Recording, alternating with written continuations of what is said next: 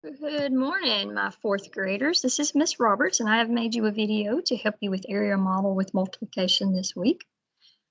And so there's many different strategies that you can use when you're trying to do multiplication, and this is going to be one of the ones that you're going to probably use most often.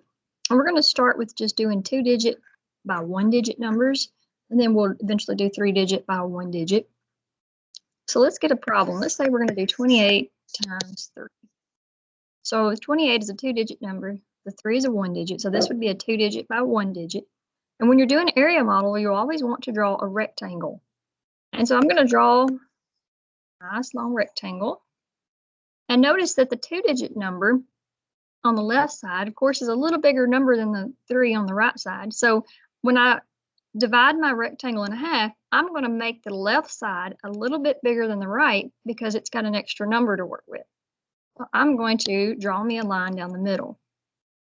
And so if you look, the 28 is bigger than the 3, so the left side of the rectangle is bigger than the right side.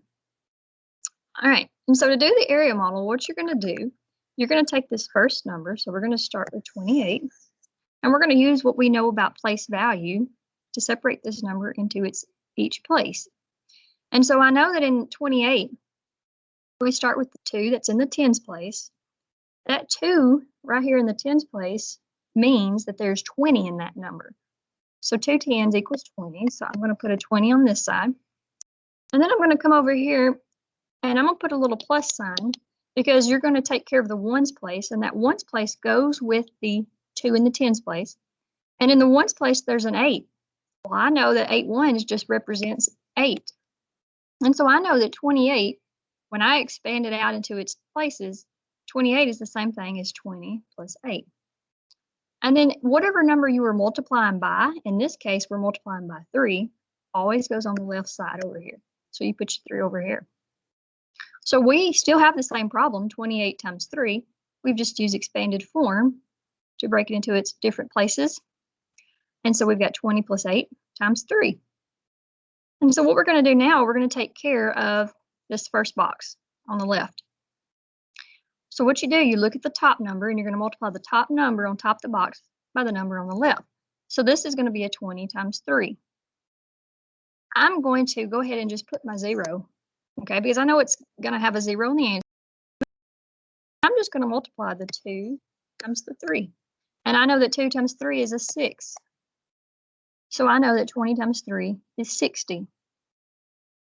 And then over here in the right box, I'm going to multiply the 8 times the 3. And that's just a fact that you guys have been practicing and doing your multiplication facts and things at home. That's just a fact that you know. 8 times 3, 8 groups of 3 would be 24. Okay? So you have, this is not finished yet. This is not your answer.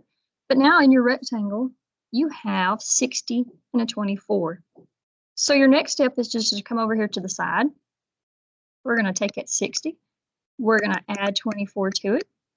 Add those two numbers together. And when you add those two numbers together, you're going to get your answer. And so when I always remember, when you're doing a stacked addition problem, you always start with your ones place. So I'm going to add 0 plus 4, which is 4. And 6 plus 2 is 8. So I now know that 28 times 3 equals 84. Okay. And this is using the area model. All right, let's do another one. And you, of course, can be practicing these at home if you would like to on a piece of paper, or if you have a whiteboard or something at home of your own. All right, let's do 54 times 7. Okay. Now, I'm going to stop here and ask you a couple questions, and I'm going to pause it, and let you think. But if you have 54 times 7, and I ask you to do the area model, what is your first step? I hope you said that your first step would be to draw a rectangle. And so when we're doing our area model, we're going to draw a rectangle. And since this is a 2-digit by a 1-digit problem, remember that you're going to have to divide your rectangle. And I'm going to make the left side of the rectangle a little bit bigger than the right because that 2-digit number is bigger than the 1-digit. So when I draw my line, I have left the left side a little bigger than the right. Okay, I'm going to wait for just a second and let you think. What would be your next step? What would you do next? Okay, you would take your 54. We're going to use our expanded form. We're going to break that down into its places, into tens and ones. And so I know that 54, what digit is in the tens place? That's right, there's a 5 in the tens place. And I know that 5 tens is the same as saying 50. Okay, don't forget to put your little plus sign here before you take care of your ones. What digit is in the ones place? That's right, there's a 4. And I know that 4 ones equals 4. So my expanded form for 54 would be 50 plus 4. And remember, the number you're multiplying by doesn't get changed. You just put it on the left side of the rectangle each time. Okay? What would be my next step? What would I do next? Yes, you would take your top numbers and multiply it by the 7 on the left. And I'm going to start with the tens place. So yes, I would do 50 times 7. Now remember, if you've got a 0, I'm just going to go ahead and put the 0. The 0's in the ones place in the 50. It stays in the ones place in your box. And then all I have to do is 5 times 7.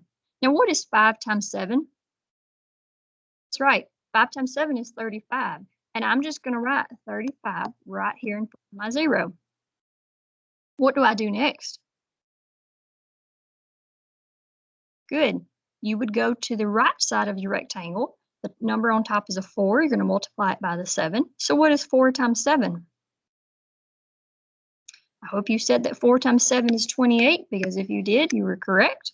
So 4 times 7 is 28. Now, what would be my next step?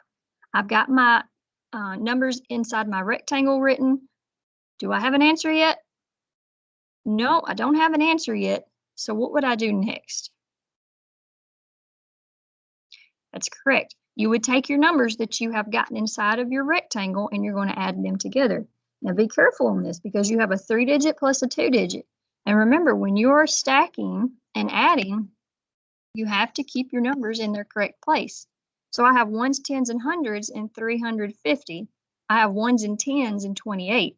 Well, the 8 is in the ones place, so it has to go under the 0. The 2 is in the tens place, so make sure you keep it under the 5 there in the tens place.